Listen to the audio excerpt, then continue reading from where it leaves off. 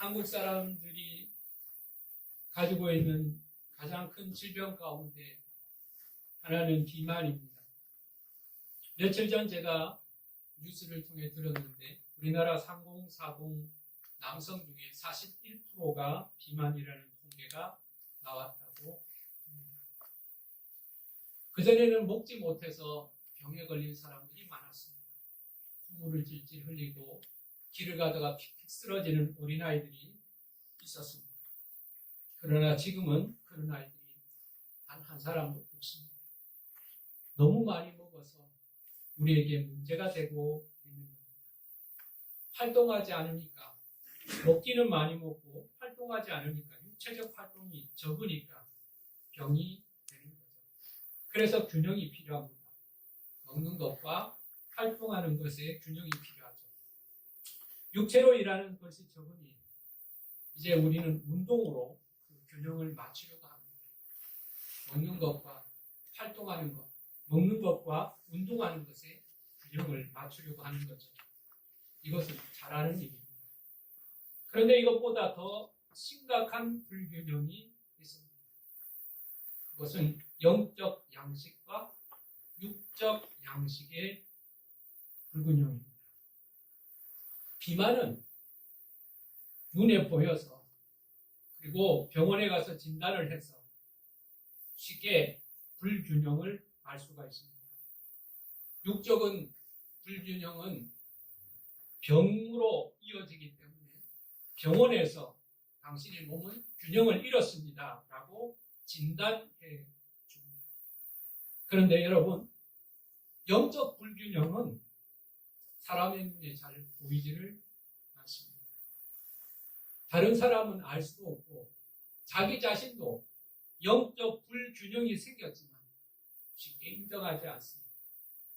특별히 과거의 신앙생활을 잘했던 사람들은 지금의 영적 불균형을 대수롭지 않게 생각합니다. 나는 은혜를 받았던 사람이고 나는 열심으로 하나님 앞에 헌신했던 사람이고 나는 하나님을 아는 사람이기 때문에 지금 내가 기도하지 않고 있지만 지금 내가 봉사하지 않고 있지만 하나님의 은혜를 잘 누리지 못하고 살아가고 있지만 이건 일시적인 것일 거예요.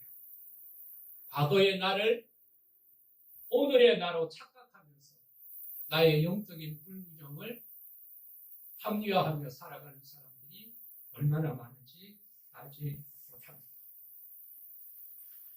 영적인 은혜를 경험하지 못한 사람은 영적인 균형을 채워야 하는 필요를 알지 못하기 때문에 영적인 불균형 가운데 살아가는 것이고 한때는 은혜를 경험했던 사람들은 지금 영적인 균형을 잃어버렸음에도 불구하고 과거의 나를 오늘의 나로 착각함으로 인하여 이렇게 살아도 되는 것으로 착각하며 살아가고 있습니다.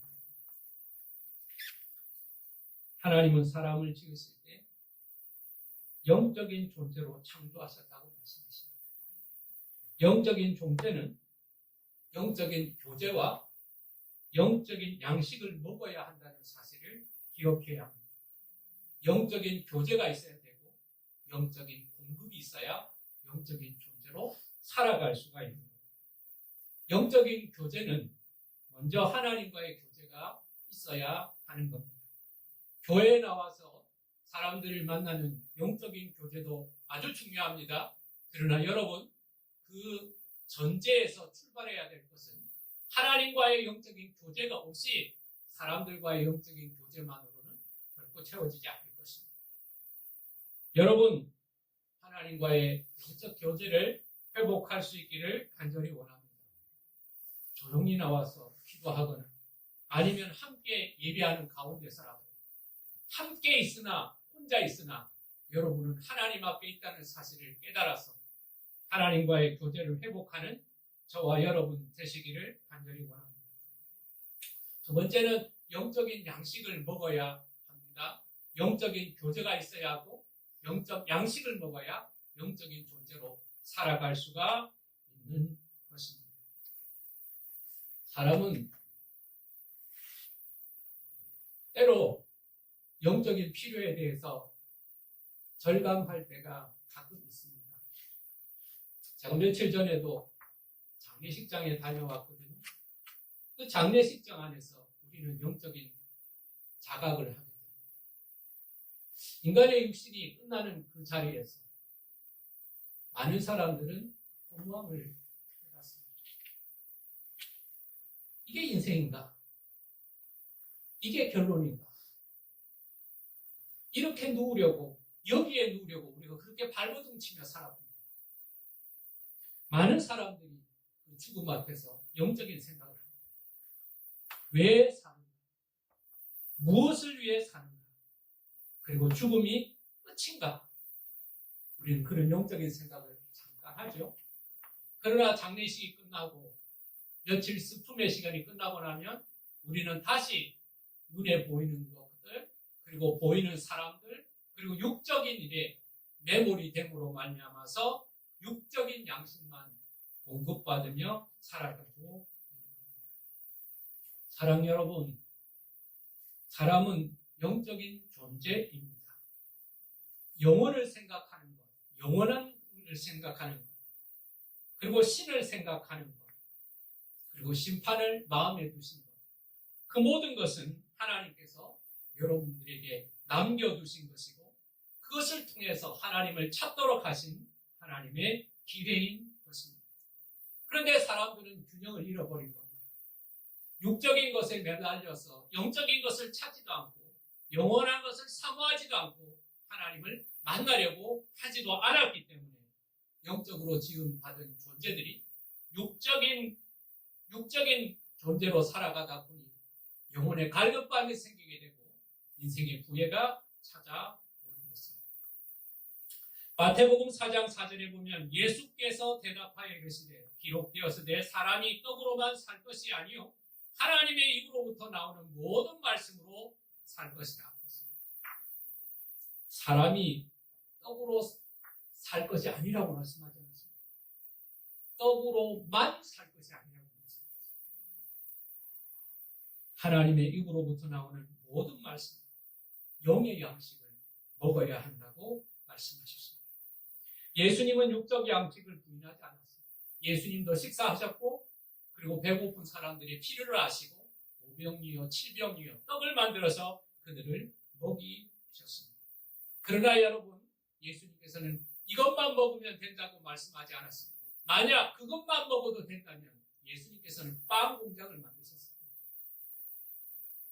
사람이 떡으로만 살 것이 아니라고 말씀하신 것입니다. 사람과 짐승의 결정적인 차이가 바로 여기에 있습니다. 사람과 짐승의 차이는 육적인 것만 먹는가 아니면 영적인 것도 함께 먹는가. 만약 우리가 육적인 것만 먹는 것으로 만족하다면, 물질적인 것만으로도 만족하며 살아가고 있다면 우리는 스스로 우리의 존재를 짐승의 차원으로 머물게 하는 것입니다. 인간의 위기는 육적인 양식이 부족해서 위기가 아니라 영적인 양식의 결핍인 것입니다. 아모스서 8장 11절을 보면 주 여호와의 말씀이니라 보라 날이 이를지라 내가 기근을 땅에 보내리니 양식이 없어 주림이 아니며 물이 없어 가람이 아니요 여호와의 말씀을 듣지 못한 기갈이라 그렇게 말씀하셨습니다. 여러분, 우리는 풍요 속에서 영적인 갈급함을 느끼고 살아갑니다. 그러한 상황에서 하나님은 에스겔에게 말씀하십니다. 에스겔아, 이 책을 먹어라. 말씀을 먹어라. 그렇게 하십니다. 말씀을 들으라. 말씀을 읽으라고 하신 것도 아닙니다. 말씀을 외우라고 하신 것도 아닙니다. 말씀은 먹는 거라. 여러분, 말씀이 먹는다는 게 도대체 무슨 말일까? 우리는 이것을 어떻게 우리의 삶에서 적용할 수 있을까? 첫 번째로 말씀을 먹으라는 것은요, 말씀 그대로 순종하라는 것입니다. 말씀을 전체로 순종하라는 겁니다. 여러분, 이스라엘 백성들은 하나님을 거절하고 살아가고 있지는 않습니다. 하나님을 거역하고 하나님이 없다고 하나님을 버리며 살아갔던 적은 거의 없습니다. 그들은 하나님을 믿는다고 생각하고 있었습니다. 그들은 하나님을 안다고 생각했습니다. 그런데 그들의 문제는 무엇인가? 선택적 순종이었습니다. 여러분, 그들은 불순종한다고 생각하지 않았습니다. 선택적으로 순종하였습니다. 먹는 것을 선택하는 것이 아닙니다. 먹는 것은 그대로 받아들이는 것. 하나님이 주시는 말씀 그대로 통으로 받아들이는 것. 생선을 먹을 때 우리는 발라내서 야, 이거 대거리는 안 먹어야 돼. 그리고 머리를 좋아하는 분도 계시더라고요. 조기를 먹는데 조기 머리를 막 와도가득 씹어 먹는 분을 보고 제가 살살 놀라기도 했습니다. 뼈를 발라내죠. 지느러미를 발라냅니다. 자, 우리는 물고기를 통으로 먹지 않고 이렇게 발라냅니다. 왜 그렇습니까? 다 먹기가 부담스러웁니다. 불편하니까 먹기 싫은 것을 걸러내는 것이죠. 그 사람은 물고기를 먹으면서 나는 물고기를 먹는다라고 말할 겁니다. 나는 물고기를 먹고 있다고, 나는 잘 먹고 있다고 생각할 겁니다. 그러나 사실은 먹고 싶은 것만 먹고 있는 것이죠. 이스라엘 백성들은 하나님을 거절하지 않는다고 생각했습니다. 하나님께 순종한다고 생각했습니다. 그러나 하나님의 말씀대로, 하나님의 명령대로 모두를 받아들이지 아니하였고 선택하였던 것입니다. 이것은 할 수 있습니다. 그러나 이것은 못하겠습니다. 이것은 할 수 있습니다. 그러나 이건 못하겠습니다. 그것을 자기들의 선택으로 인하여서 하나님의 말씀을 재단하면서도 하나님을 사랑하고 있다고 착각하였던 것이죠. 하나님은 우리의 모든 것이 되기를 원하십니다. 그리고 우리는 하나님께서는 우리의 모든 것이 되어주시는 줄 믿으시기 바랍니다. 하나님은 우리의 모든 것을 사랑하고 계시고, 그리고 하나님은 우리가 하나님의 모든 것에 순종하기를 원하신다는 사실을 기억하시길 바랍니다. 만약에 여러분의 아내가 나는 6일간은 당신의 아내로 살겠지만 하루는 내 마음대로 아무 남자나 만나고 살겠습니다 라고 말한다면 여러분 가운데 나를 위하여 6일이나 아내로 살아준다니 감사합니다. 하루는 당신 마음대로 사십시오 라고 말하겠습니까? 반대로 남편이 나는 6일간 당신의 남편으로 살 수 있지만 하루는 세상에 아무 여자나 만나고 살겠습니다. 나를 6일 동안이나 내 남편이 되어주니까 여러분 감사하시겠습니까? 그렇게 말할 수 있는 사람은 없을 것입니다. 그런데 우리는 이렇게 살아갑니다. 하나님, 우리는 하나님의 자녀로 살겠습니다. 그러나 이 부분은 눈 감아주세요. 하나님의 자녀답게 살지 않더라도, 하나님의 마음에 들지 않게 살더라도, 하나님, 그래도 나는 하나님의 자녀이니까 이거 눈 감아주세요. 이것이 가능할까요?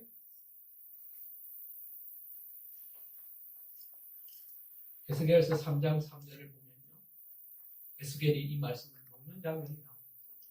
그런데 그 말씀이 꿀과 같이 달다고 말하고 있어요. 근데 요한계시록 10장을 보면요, 사도 요한이 하나님의 두루마리를 먹는 장면이 나옵니다. 근데 그 두루마리를 먹었더니 입에는 달았지만 속에는 쓰다고 나와 있습니다. 이것이 무엇을 의미할까요? 여러 가지 해석을 하고 있지만 분명한 것은 때로 하나님의 말씀은 꿀송이처럼 달기도 하지만 때로 하나님의 말씀은 굉장히 쓰고 고통스러울 수 있다는 사실을 여러분 기억하시길 바랍니다. 말씀대로 사는 것이 쉬운 일이 아닙니다. 말씀대로 사는 것이 즐겁기도 하지만 때로는 말씀대로 사는 것이 쓴 약과 같이 느껴진다는 사실을 여러분 기억하시길 바랍니다. 어린아이들은 밥 먹는 걸 보면요, 먹고 싶은 반찬을 쏙쏙 잘 먹잖아요. 먹기 싫은 반찬을 안 먹어요. 우리 아들이 보면 어릴 때 밥을 잘 먹다가 콩을 이렇게 몰아놓고 콩을 잘 안 먹기도 하잖아요. 사랑하는 여러분, 말씀을 먹으라는 것은 먹고 싶은 것 먹고 먹기 싫은 것 뱉어내는 게 아니에요. 나한테 유리한 것은 먹고 불리하게 보이는 것은 뱉어내는 게 아니에요. 하나님 말씀 그대로 때로는 단 말씀이든지 때로는 쓴 말씀이든지 그대로 내가 온전히 순종하겠다고 작정하는 것이 하나님의 말씀을 먹는 것이라는 사실을 여러분 기억하시기 바랍니다. 두 번째, 하나님의 말씀을 먹는다는 것이 무슨 뜻인가? 그것은 그 말씀이 내 안에 들어와서 내 것이 되어야 된다는 것입니다. 저는 이것을 말씀의 체화라고 표현하고 싶습니다. 말씀이 내 것이 되는 거죠. 말씀이 삶이 되고 말씀이 인격이 되는 것을 체화라고 말하는 겁니다. 말씀을 섭취하는 방법은 여러 가지가 있습니다. 제일 처음 쓰는 것은 우리는 듣는 것입니다. 여러분, 말씀 듣는 것이 참 귀하죠? 저도 라디오를 차를 몰고 다니면서 말씀을 자주 들으려고 애를 씁니다. 말씀을 듣는 거죠. 조금 더 열심으로 나아가면 읽는 것이 있습니다. 그리고 거기 3단계 더 나가면 말씀을 외우고 싶습니다. 말씀을 외우면 담대함이 있고요. 말씀을 외우면 기도할 때 사용할 수도 있고요. 말씀을 외우면 우리가 어둡고 힘들 때 그 말씀을 선포함으로 인하여 어둠을 물리칠 수가 있습니다. 그런데 여러분, 말씀을 먹는다는 것은 이것을 능가하는 것입니다. 말씀을 외워서 아는 것이 아니라 말씀을 먹는다는 것은 이 말씀이 내 안에 들어와서 내 것이 되어야 한다는 것을 상징적으로 표현하는 것입니다. 모든 성경이 하나님께서 우리에게 주신 말씀이지만 여러분들은 모든 성경을 나의 말씀으로 믿지 못합니다. 만약에 여러분들이 내가 믿고 내가 은혜 받은 성경만 남아있고 그렇지 못한 성경들을 치운다고 하자면 여러분들의 성경은 구멍투성이가 될 겁니다. 여러분, 우리는 하나님의 은혜로운 말씀을 듣고 그 말씀이 내 인생에 영향을 미칠 수 있다는 사실을 압니다. 길을 걸어가다가 놀라지 말라, 두려워 말라, 내가 너와 함께함이라, 내가 너를 의로운 손으로 잡아줄 것이다. 이런 말씀이 올라서 그 말씀이 내 안에서 머물러서 내가 그 어두운 밤길을 걸어간 사람도 있지 않습니까? 여러분, 말씀을 먹는다는 것은 이 말씀을 안다는 것이 아니고 이 말씀이 내 안에 들어와서 내 것이 된다는 것을 의미하는 것입니다. 내가 그 말씀을 믿어지고 그 말씀을 향하여 목숨을 걸 수 있는 것이 내가 먹은 말씀이라는 겁니다. 내가 먹은 말씀은요, 나를 통해 드러나는 것입니다. 내가 말씀 안에 들어가야 되고 말씀이 내 안에서 나와야 되는 거죠. 말씀이 내 안에서 표현되어야 하는 것입니다. 두려워하지 말라라고 말해놓고 똑같이 두려워하고 염려하고 있다면 그건 말씀이 내 것이 된 것이 아닙니다. 사랑하라라고 말하고 나서 내가 사랑하는 흔적이 나타나지 않는다면 그 말씀은 나에게 먹은 말씀이 아닙니다. 사랑 여러분, 하나님의 말씀이 여러분 가운데 들어가서 여러분들의 삶이 되고 여러분들의 인격이 되고 여러분의 삶 속에서 말씀이 드러나는 은혜가 있기를 예수 이름으로 축원합니다. 왜 먹어야 할까요? 우리는 하나님께서 이스라엘에게 말씀을 먹으라고 하셨던 그 시대를 한번 살펴봐야 합니다. 에스겔이 활동하는 시대는 이스라엘 백성들의 가장 어두운 때였습니다. 북쪽은 망하고 남쪽 유다도 멸망하기 직전입니다. 실제로 에스겔은 포로로 끌려가게 됩니다. 나라가 멸망하기 직전에 포로 예언자 생활을 했고 그리고 나라가 망할 때 그 고통스러운 상황을 함께하였던 예언자였습니다. 나라가 망하는 그 위기 상황에서 하나님께서는 에스겔을 마지막 선지자로 사용하신 것입니다. 여러분, 오늘 본문 3절부터 한번 읽어보겠습니다. 내가 이르시되 인자야, 내가 너를 이스라엘 자손. 근데 이스라엘 자손이 어떤 자손인가? 패역한 백성, 나를 배반하는 자에게 보내노라. 그들과 그 조상들이 내게 범죄하여 오늘까지 일어났느니 이 자손은 얼굴이 뻔뻔하고 마음이 굳은 자들이라. 내가 너를 그들에게 보내니 너는 그들에게 이르기를 주 여호와의 말씀이 이러하시다 하라. 그들은 폐악한 족속이라. 그들이 듣든지 아니 듣든지 그들 가운데 선지자가 있음을 알지니라. 야, 에스겔아, 너 가서 하나님 말씀을 전해라. 그러면 회개하고 돌아와서 하나님께 영광 돌릴 것이다. 그렇게 말하지 않았어요. 얼굴은 뻔뻔할 것이고 마음은 굳은 자이라는 거예요. 하나님을 거역한 자, 나를 배반하는 자라는 거예요. 자, 그런 가운데 나아가서 하나님의 말씀을 전해야 되는데 그들이 듣든지 안 듣든지 그들 가운데 선지자가 있다는 것을 알게 됩니다. 희망이 없다. 잘 듣지 않을 거라. 얼굴이 뻔뻔하다는 것. 마음이 굳어졌다는 겁니다.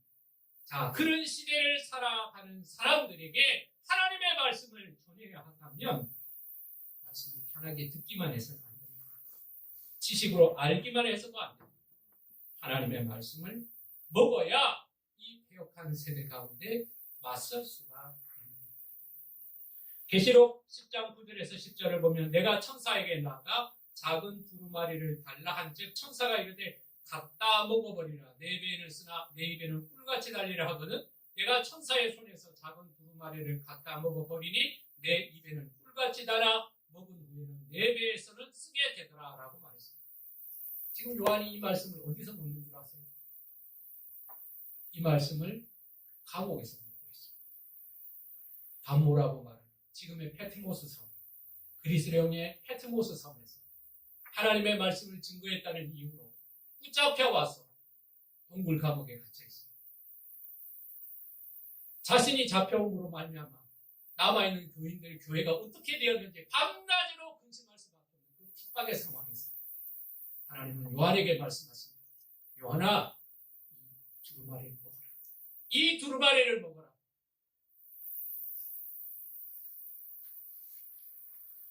사랑 여러분, 예수를 믿는다는 것은 핍박을 당해야 한다는 것과 같은 의미를 담고 있는 시대를 살았습니다. 그런 시대를 살아남기 위해서, 그 시대를 감당하기 위해서는 하나님의 말씀을 먹어야 했습니다. 마지막으로 여러분, 가짜를 분별하기 위해서는 먹어야 합니다. 에스겔 시대에 선지자가 없었던 게 아닙니다. 선지자가 아주 많았습니다. 자칭 선지자들이 엄청나게 많았습니다. 여러분, 시대가 어려워지고요, 혼란스러워지면 가짜들이 막 등장하게 됩니다. 진짜보다 가짜들이 더 많아졌습니다. 그리고 가짜들은 평안을 선포합니다. 가짜들은 사람들 듣기 좋아하는 이야기를 합니다. 힘들게 하나님 찾을 필요가 없다고 말합니다. 하나님은 우리에게 지금 별 문제가 없고 지금 이대로 살아가도 된다고 그들은 전했습니다. 적당히 죄를 짓고 살아도 하나님은 벌주지 않는다고 말했습니다. 심판이 임했다는 말은 거짓말입니다. 가짜들은 심판이 없다고 선포했습니다. 여러분, 말씀을 먹은 사람은요, 말씀을 분별합니다. 확실한 말씀을 가진 사람은 거짓말하는 사람을 분별해 냅니다. 내가 말씀에 잣대가 없으면 이게 진짜 성경 이야기를 하는지 가짜 성경 이야기 하는지를 분별을 못해 냅니다. 사탄은요, 가짜들은요, 비슷한 것을 가지고 있습니다. 에덴 동산에서 배운 하나님의 말씀과 비슷한 것을 가지고 있습니다. 여러분, 하나님의 말씀인지 아닌지 헷갈릴 정도의 비슷한 것을 들고 나왔습니다. 예수님께서 40일 동안 광야 시험을 받으실 때 사탄은 3가지 이야기를 했습니다. 근데 여러분, 3가지 요구는, 3가지 필요는 정확하게 구약 성경에 있는 내용이었습니다. 여러분, 다시 말할게요. 사탄은 성경을 다 알고 있습니다. 조그마한 정보가 아닙니다. 사탄은 성경을 다 알고 있습니다. 마지막 세대가 되면 가짜가 더 늘어납니다. 광명한 천사로 변장을 합니다. 여러분, 무엇으로 분별할 수 있을까요? 눈으로 분별하지 못합니다. 여러분의 지식으로 분별되지 않습니다. 영적인 것은 영적인 것으로만 분별할 수 있기 때문에 여러분들은 영적인 양식을 먹어야 합니다. 에베소서에 보면 종말에 우리의 영적인 싸움에 대해서 말하고 있습니다. 6장 17절에 보면 말씀이 성령의 검이라고 말했습니다. 구원의 투구와 성령의 검, 하나님의 말씀을 가지라고 말했습니다. 하나님의 말씀을 가지라고 말했습니다. 하나님의 말씀, 그것이 성령의 검이라는 겁니다. 여러분, 에베소서 6장에 나오는 믿음의 전신갑주 중에 모든 것들은 방어하는 겁니다. 모든 것들은 방어하는 거예요. 근데 공격하는 건 딱 하나밖에 없습니다. 하나님의 말씀. 여러분, 방어만 하면 못 이깁니다. 축구도 훈련하면 못 이깁니다. 마귀가 안팎으로 공격하고 머리끝부터 발끝까지 우리의 약점을 계속해서 노리는데 우리가 방어만 해서 하나님이 우리에게 주신 유일한 무기, 말씀이라는 사실을 여러분 기억하시기 바랍니다. 칼을 준다고 그 칼을 마음대로 사용할 수 있을까요? 못합니다. 여러분, 우크라이나 전쟁 가운데 미국이 무기를 자꾸 주더라고요. 밀릴만 하면 또 무기 주고, 밀릴만 하면 또 무기 주고, 또 러시아 탱크 비슷한 걸 갖다 주다가 이제는 미국 무기를 막 갖다 줍니다. 근데 미국 무기를 갖다 주면 문제는 쓰던 러시아 무기는 금방 쓸 수가 있는데 미국 무기들은 가져다 주면 그걸 사용하는 데 시간이 걸린다고요. 대포를 갖다 주면 대포 쏘는 데 시간이 걸리고, 장갑차를 갖다 주면 장갑차 운전하는 걸 배우는 데 시간이 걸리고, 비행기를 갖다 주면 비행기를 연습하는 데 또 시간이 걸린다고. 여러분, 좋은 무기가 있다고 그것을 금방 사용할 수는 없는 겁니다. 그걸 내 것처럼 사용하기 위해서는 훈련해야 합니다. 여러분, 사탄은 총을 무서워하지 않습니다. 사탄은 여러분들의 위협을 무서워하지 않습니다. 사탄은 여러분들이 주먹질한다고 무서워하지 않습니다. 사탄이 두려워하는 것은 딱 하나밖에 없습니다. 하나님을 두려워하고 그 아들 예수 그리스도를 두려워합니다. 그가 이기셨기 때문에 그렇습니다. 뿐만 아니라 사탄은 하나님의 말씀, 살아있는 말씀, 약속된 말씀은 두려워합니다. 그러므로 여러분, 종말의 싸움, 믿음의 싸움을 잘 싸우기 위해서는 말씀을 먹어야 합니다. 살아있는 말씀을 먹어야 하는 것입니다. 우리는 지금 폐역한 시대를 살아가고 있습니다. 내 믿음을 지켜야 할 뿐만 아니라 말씀을 증거해야 하는 무거운 사명을 가지고 있습니다. 조롱하는 자들에게, 하나님이 없다고 말하는 자들에게 우리는 하나님의 말씀을 보여주어야 합니다. 그를 위하여 내 안에 살아있는 말씀이 있어야 되고 나는 그 말씀을 먹어야 합니다. 초대교회를 바라보면 초대교회는 식탁에서 두 번의 식사를 했다고 합니다. 첫 번째 식탁은 빵의 식탁이었습니다. 빵의 식탁을 육신의 떡을 먹는 것으로 양식을 삼습니다. 또 하나는 말씀의 식탁이 있습니다. 그 자리에서 빵의 식탁이 끝나기 전에 말씀의 식탁을 경험했다고 합니다. 사람이 떡으로만 살 것이 아니라고 말만 하는 것이 아니라 실제로 떡을 먹는 자리에서 하나님의 말씀을 먹는 말씀의 식탁을 가짐으로 인하여 초대교회의 핍박을 이길 수가 있었던 것입니다. 우리는 하나님을 알기 위해서 그리고 영적으로 살기 위해서 패역한 시대에 믿음을 지키면서 하나님의 영광을 드러내기 위해서 맛있는 음식을 찾는 열정 그 이상으로 하나님의 살아있는 양식을 먹어야 하는 겁니다. 여러분, 과일 중에 왕이 뭐라고 생각합니까? 저는 과일의 왕이 사과라고 생각을 하는데 열대 과일 중에 왕은 두리안이라고 합니다. 과일의 여왕은 망고스틴이라고 하죠. 이 두리안이라는 과일을 보면 생긴 것도 이렇게 가시가 삐죽삐죽하게 생긴 게 참 이상하게 생겼습니다. 아주까리 키우는 거, 아주까리 한 100배, 1000배 이렇게 큰 것 같습니다. 못생긴 것뿐만 아니라 냄새가 고약합니다. 그래서 이 두리안을 들고 택시를 타거나 비행기를 타지 말라고 합니다. 그리고 호텔에도 두리안 반이 굽니다. 만약에 두리안을 호텔 방에 가지고 왔다가 들키면 벌금을 내거나 청소비를 지불해야 있어야. 근데 이렇게 냄새가 나고 못생긴 두리안을 왜 사람들은 과일의 왕이라고 할까요? 그 못생긴 껍질을 벗기고 냄새나는 그 과육을 맛을 보면요. 처음에는 냄새 때문에, 처음에는 이상한 느낌 때문에 먹기가 불편한데 두 번, 세 번만 먹어보면 세상에 그보다 맛있는 과일이 없는 거예요. 이게 살살 녹는다는 표현이 이 두리안에게 딱 맞습니다. 그래서 달콤하고 향기롭고 버터맛도 나고 과일의 왕이라고 불리는 것이죠.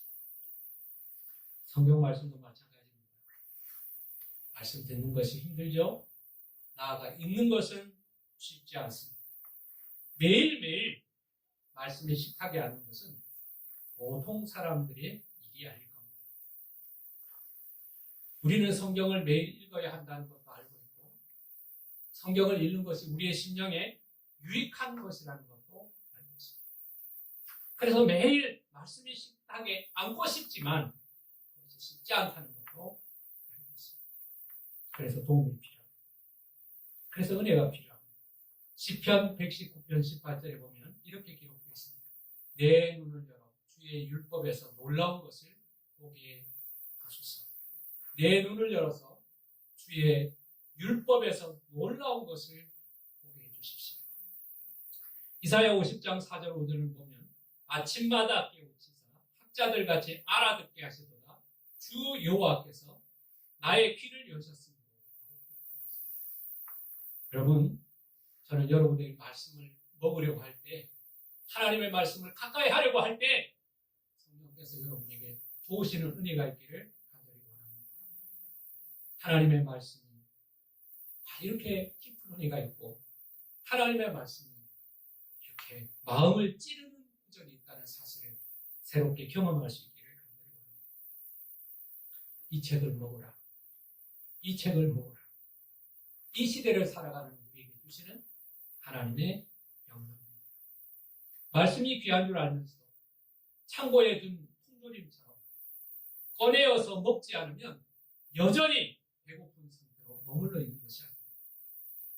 여러분, 때로 신앙생활 하면서도 여러분 영혼의 공허함을 발견하기도 합니다. 여러분의 주변에서 영적으로 도전하는 일들도 있을 것입니다. 예수를 믿는 것이 불편한 시대를 여러분 살아가게 될 것입니다. 우리 아이들은 더더욱 그럴 것입니다. 자, 어떻게 그 시대 가운데 하나님의 말씀을 지키는 것에 넘어서서 하나님의 영광을 드러내며 살아갈 수 있을까요? 이 책을 먹으라 밖에 없습니다. 어떤 사람은 이 책을 먹고 꿀송이보다 달다고 말했습니다. 어떤 사람은 이 책을 먹고 내 길에 빛이라고 말했습니다. 우리도 올해 한번 이 말씀을 먹는 기쁨을 누릴 수 있기를 간절히 원합니다. 실패와 두려움으로 엠마오로 돌아가고 있는 제자들에게 예수님이 주신 것은 두 가지 양식이었습니다. 하나는 그들과 함께 식사하였고 하나는 그들에게 말씀을 주셨습니다. 그들은 이 책을 먹으라를 경험했던 것입니다. 사랑 여러분, 이 책을 읽기도 했고 이 책을 듣기도 했지만 이제는 이 책을 먹는 은혜를 경험할 수 있기를 간절히 원합니다. 내가 말씀 속에 들어가고 말씀이 내 안에 들어와서 말씀의 그 깊음과 그 놀라운 은혜가 여러분의 삶 속에서 경험되어지는 놀라운 한 해가 되시기를 예수 이름으로 축원합니다. 기도하겠습니다. 살아계신 하나님 아버지, 우리는 이 책을 가진 사람이 아니라 이 책을 먹는 사람으로 살기를 원합니다.